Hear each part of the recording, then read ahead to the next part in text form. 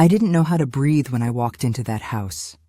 I didn't know how to stop myself from collapsing when I saw her, my daughter, my flesh and blood, sitting at the kitchen table, eyes wide, hair braided in a way I never taught her.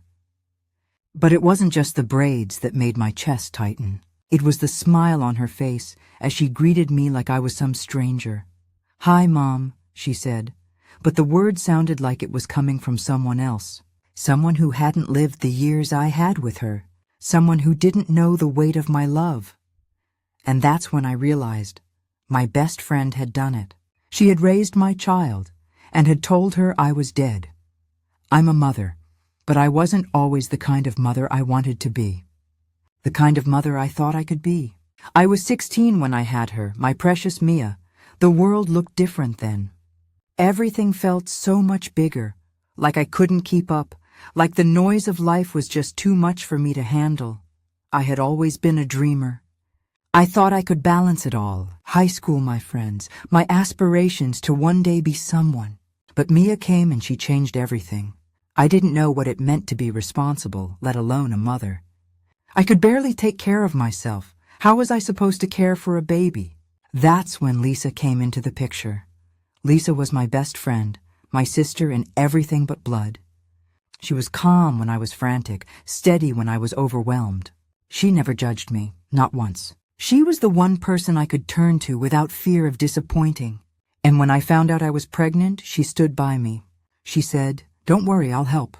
I'll be here for you." But even though I trusted her with everything, I knew that taking care of Mia would be too much for me. I was living in a tiny apartment with no job, no plan, and no way of supporting myself, let alone a baby. Lisa offered to take Mia in for a while, just a few months, she promised. She said she'd help me get on my feet, and then I'd take Mia back. It was supposed to be temporary, but life never stays temporary, does it? At first, everything seemed fine. Lisa was taking good care of Mia. She sent me pictures of her smiling, sitting up, her first steps, her first words. She would call me and tell me how Mia was doing, how she was growing so fast, how she was such a beautiful child. But there were little things, small moments that didn't feel right. The first time I went to visit Mia, she didn't recognize me. She looked at me like I was a stranger. Her eyes darted around the room, her lips pursed, as if she was trying to place me. And then, after a long pause, she said, "Are you my auntie?" The word auntie stung my ears. It felt like someone had taken a knife and twisted it in my chest. I smiled, trying to brush it off, but it didn't sit right. Something inside me told me that I was losing her. That day, I told myself it was nothing, just a child trying to make sense of the world. I wasn't around enough for her to remember me, that's all. I could make it right. I would keep visiting, keep calling. Mia would remember who I was. But every visit after that was harder. She was growing up with Lisa, not me. Mia was bonding with her in a way that she wasn't with me. I could see the affection Lisa had for her, the way she spoke to Mia with such warmth, the way she held her hand when they walked together. It was all so natural, like Mia belonged with her. And then the first bombshell came. Lisa said to me one afternoon, "I'm thinking of enrolling Mia in a new school. It's close to our place, and I think she'd do well there." I blinked. "A new school?" "She's only 5. I know, but I think it's time. You know how much she's grown, how smart she is? She'll be ready for it. I've been talking to the principal and she's on board." I swallowed, my throat dry. "But I'm her mom, Lisa. I should have a say in these things." Lisa's smile faltered just a little. "Of course you do, honey. But I've been the one here, raising her day in and day out. She's like my own now. I think I know what's best for her." It took another year before I finally put the pieces together. I was at work, scrolling through my phone when I saw a post from Lisa. It was a picture of Mia, smiling in front of a school building with a sign that read, "Welcome to Oakwood Academy." I felt something cold crawl up my spine. The picture was beautiful, but my stomach churned. It hit me like a punch in the gut. I called Lisa, my hands trembling as I tried to find my voice. "Lisa," I said, trying to stay calm, "why didn't you tell me Mia was starting school today?" Lisa's voice was light, too light. "Oh, I didn't want to worry you. I just thought it'd be a nice surprise." But something was off. The tone in her voice didn't match the situation. It felt like she was avoiding something, like she was hiding something from me. "Lisa, is there something you're not telling me?" I asked, a tightness in my chest. Her silence was all the answer I needed. "I need to see her," I said, my voice low but firm. "I'm coming to get her." There was a long pause, and then Lisa said something that shook me to my core. "You're not going to find her here, Tasha. She's mine now. I've raised her, I've loved her, and I'm not going to give her back." I didn't know what I expected when I walked into that house.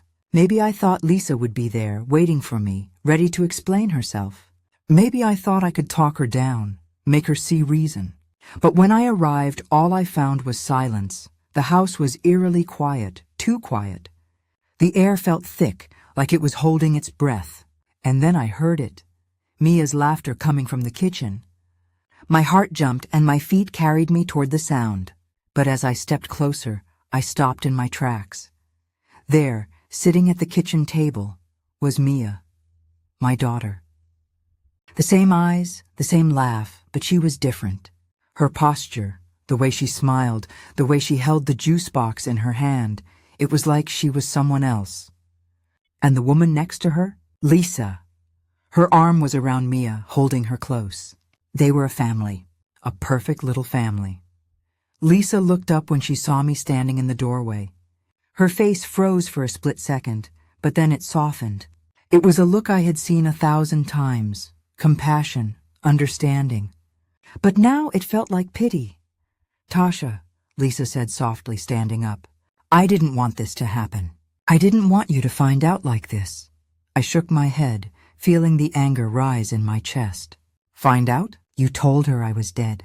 You told her I wasn't coming back. And now you've replaced me, Lisa. You've raised my child like she was yours. How could you do that?" Lisa's face faltered for a moment, but she quickly regained her composure. "I did what I thought was best for Mia. She needed a stable home. You were—" She hesitated, her voice lowering. "You were too young, Tasha. You weren't ready." The words stung, cutting deeper than I expected. But the real sting came from seeing Mia sitting there, so comfortable, so at ease. She looked up at me, her eyes wide and uncertain. "Who are you?" she asked, tilting her head to the side. I felt like the ground beneath me shifted. I wanted to scream, to shake Lisa, to demand answers.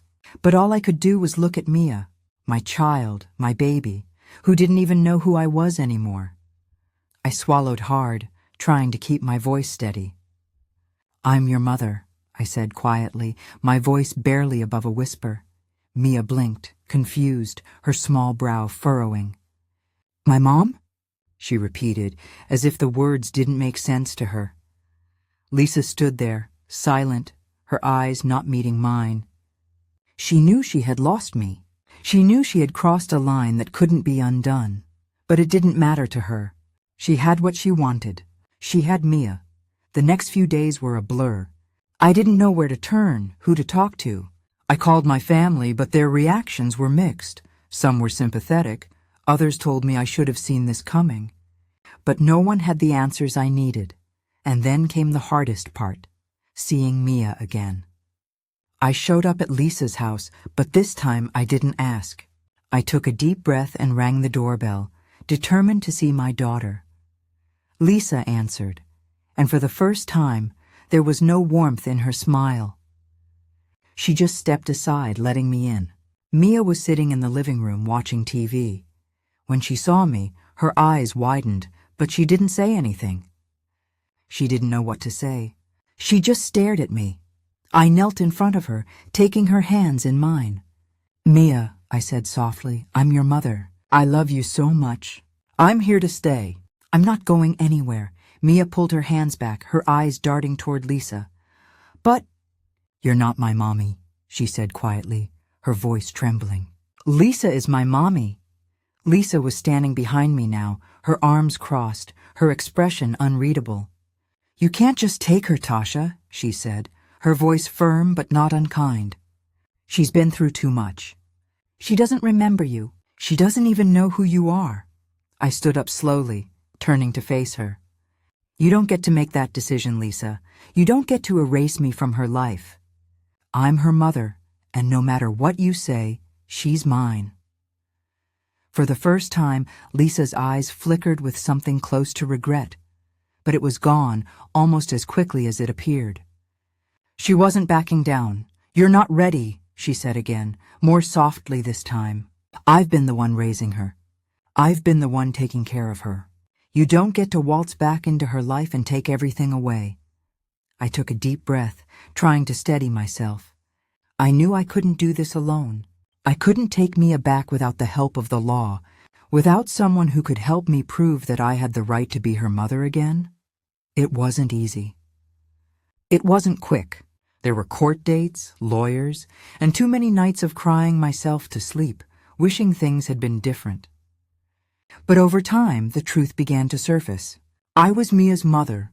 I had the right to be in her life, to be the one to raise her, to be the one to love her. I never wanted to take Mia away from Lisa. I never wanted to hurt her. But I couldn't let her erase me. I couldn't let her raise my child like I didn't exist. In the end, the court ruled in my favor. It wasn't easy. Nothing was easy. But I was granted shared custody, and I was finally able to be the mother I always wanted to be. It didn't happen overnight, but I worked hard. Mia and I rebuilt our relationship, slowly, carefully. There were tears, there was pain, but there was also joy. Joy in being with her again. Joy in holding her hand, brushing her hair, and teaching her the things I'd missed. Lisa and I didn't talk much after the court case. She wasn't angry, at least not anymore. But I could see the weight of the situation in her eyes. I think deep down she knew what she had done was wrong. But it was too late. The damage had been done. I think about that day a lot. The day I walked into Lisa's house, the day I saw Mia for the first time in years. I think about the way she looked at me like I was a stranger, the way Lisa had erased me from their lives. But I've come to learn that love isn't just about being there when it's easy. It's about showing up, even when it's hard. It's about fighting for what's right, even when the people you love don't understand. Would you have done what I did? Would you have fought for your child, no matter the cost? Tell me in the comments. And if you've been through something like this, don't give up. There's always hope, always a way to heal. Thank you for listening to my story.